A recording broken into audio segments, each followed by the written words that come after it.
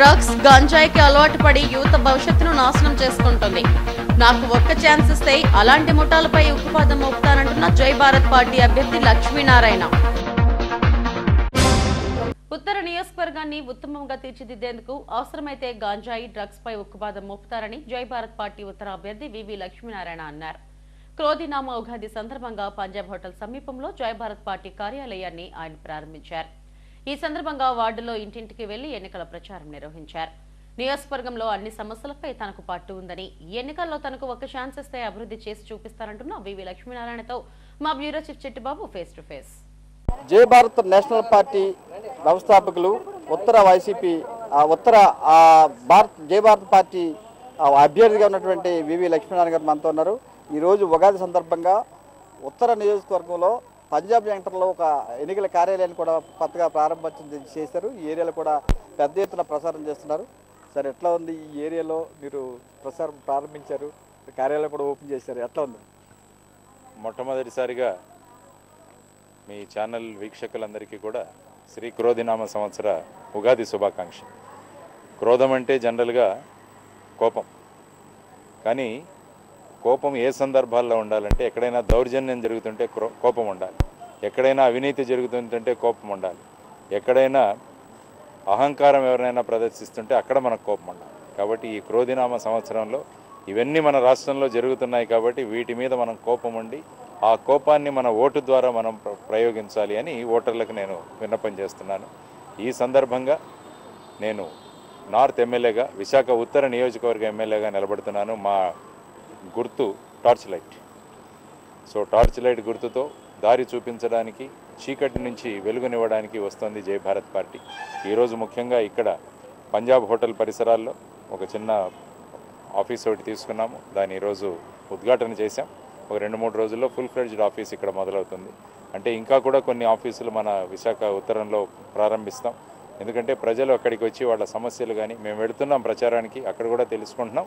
ప్రజలు కూడా వచ్చి వాళ్ళ విషయాలను తెలియజేయడానికి కూడా ఒక ఏర్పాటు చేయడానికి ఒక ఆఫీస్ ఒకటి ఈరోజు ఇక్కడ స్టార్ట్ చేశాం. ప్రజల యొక్క రెస్పాన్స్ చాలా బాగుంది. వాళ్ళు కూడా మార్పు కోరుకుంటున్నారు. ముఖ్యంగా వాళ్ళు అనడం ఏంటంటే యువతరానికి ఉద్యోగాలు రావాలి. తర్వాత ముఖ్యంగా విశాఖ అన్నది డ్రగ్స్కు కేంద్రంగా మారిపోయింది. ఎక్కడ చూసినా గంజాయి, ఎక్కడ చూసినా కూడా డ్రగ్స్.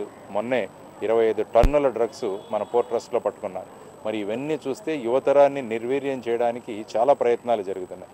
అందువల్ల వీటన్నిటినీ ఆపాలంటే నేను ముంబై కానీ, థానేలో కానీ ఇటువంటి ఐపీఎస్లో ఉండినాను ఇంతకుముందు. కాబట్టి అక్కడ ఇంకా డ్రగ్ సెంటర్స్ అవి, అక్కడంతా కూడా మేము ఉక్కుపాదం మోపాం. అందువల్ల ఒక ఎమ్మెల్యేగా కూడా ప్రజలు కనుక అవకాశం ఇస్తే పిల్లల యొక్క భవిష్యత్తు కోసం, ఆ తర్వాత ఈ ప్రాంతంలో డ్రగ్స్ లేకుండా చేయడం, ఆ తర్వాత విశాఖపట్నాన్ని, ఉత్తర విశాఖని ఉత్తమ విశాఖగా చేయడం అన్నది సంకల్పం. అంటే ఇది మోడల్ కాన్స్టిట్యున్సీ అవ్వాలి. మొత్తం రాష్ట్రానికి కాదు, దేశంలోనే ఒక మోడల్. అంటే ఒక ఎమ్మెల్యే ఒక కాన్స్టిట్యున్సీని ఏం చేయగలరు అన్నది చేసే సంకల్పం నాలో ఉంది. కొండవాళ్ళ ప్రాంతాల్లో తిరిగారు. ఆ ప్రాంతాల్లో కానీ ఇక్కడ 3 ప్రాంతాల్లో 3 సమస్యలు ఉంటాయి మీకు ఈ 14 వార్డుల్లో. ఈ 14 వార్డుల్లో అన్ని వర్గాలను ఎలా సమన్వయం చేస్తారు? ముఖ్యంగా కొండవాళ్ళు ప్రాంతాలు అన్నారు మీరు. కొండవాళ్ళు ప్రాంతాల సమస్య ఎప్పటి నుంచో విశాఖపట్నంలో ఉంది. దీనికి ఎలా రీప్లేస్మెంట్ చేయాలి? ఇప్పుడు అందుకనే బాంబేలో మీరు చూస్తే, నేను పనిచేశాను కాబట్టి అక్కడ చెప్తున్నాను, అక్కడ ధారావి అని ఒక పెద్ద స్లమ్, ఆ స్లమ్ను ప్రభుత్వం ఏం చేసింది, రిహాబిలిటేషన్ స్కీమ్ పెట్టి బ్రహ్మాండంగా అక్కడ మల్టీ స్టోరీడ్ బిల్డింగ్స్ కట్టారు. కాబట్టి ఆ విధమైన స్కీమ్ ఇంప్లిమెంట్ చేయొచ్చు ఇక్కడ. ఇంకొక ముఖ్యమైన సమస్య ప్రతి చోట చూసింది డ్రైనేజ్ సమస్య. ప్రతి చోట కూడా డ్రైనేజ్ ఇంత దారుణంగా ఉందంటే దాన్ని చేయాలి. తర్వాత అనేక ప్రాంతాలలో బీటలు పడిపోతుంది, చాలా ఇళ్ళు కూలిపోతున్నాయి, అదొకటి.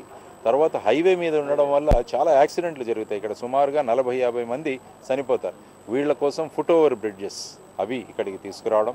ఆ తర్వాత మైనారిటీ వర్గాలు ఏవైతే ఉన్నాయో వాళ్ళు కోరుకుంటున్నది బరియల్ గ్రౌండ్స్, తర్వాత వచ్చేసి కమ్యూనిటీ హాల్స్, ఇవి వాళ్ళు కోరుకున్నారు. కాబట్టి ఇవి ప్రధానంగా మనం అనుకోవచ్చు. ఆ తర్వాత ముఖ్యంగా విద్యార్థుల కోసం ఇక్కడ ఒక నాలెడ్జ్ హబ్ క్రియేట్ చేస్తాం.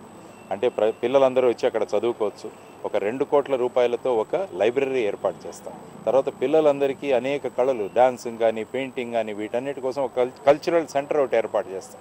కాబట్టి పిల్లలందరూ వచ్చి ఇక్కడ నేర్చుకోవచ్చు. ముఖ్యంగా డ్రగ్స్ మీద ఉక్కుపాదం మొదలుపోతున్నాను. ఇంతకుముందు లాఠీ పట్టాను, మళ్ళీ లాఠీ పడతాను ఎమ్మెల్యేగా. లాఠీ పట్టి దాన్ని ఖచ్చితంగా నిర్మూలించగలను. ఎందుకంటే మొన్ననే 25 టన్నుల డ్రగ్స్ వచ్చాయి ఇక్కడ. మరి ఏమవుతున్నాయి, ఎక్కడికి వెళుతున్నాయి ఇవి? ఇంతకుముందు 63 కంటైనర్స్ వచ్చాయట. ఆ కంటైనర్స్లో ఏమొచ్చిందో మనకు తెలియదు. ఇది కంటైనర్ పట్టుబడింది కాబట్టి మనకు తెలుసు.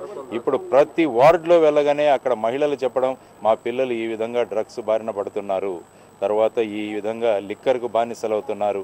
వీటన్నిటినీ వాళ్ళ దగ్గర నుంచి ఈ డ్రగ్స్ ప్రాబ్లంని దూరం చేసే బాధ్యత నాది.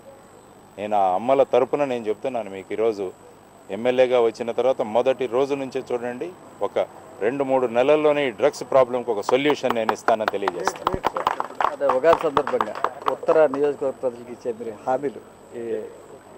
హామీలు నేను ఇచ్చిన హామీలు పిల్లలకు ఉపాధి, ఆ తర్వాత డ్రగ్స్ సమస్య నుంచి దూరం అవ్వడం, కొండవాలు ప్రాంతాలకు రిహాబిలిటేషన్, మైనారిటీలకు కావాల్సిన బరియల్ గ్రౌండ్స్, తర్వాత కమ్యూనిటీ హాల్స్, యాక్సిడెంట్స్ అవ్వకుండా ఫుట్ ఓవర్ బ్రిడ్జెస్, ఆ తర్వాత knowledge centre, library, cultural centre, ఇవన్నీ ఏర్పాటు చేసి విశాఖ ఉత్తరాన్ని ఒక ఉత్తమ నియోజకవర్గంగా తీర్చిదిద్దుతామన్నది ఉగాది రోజు సంకల్పన.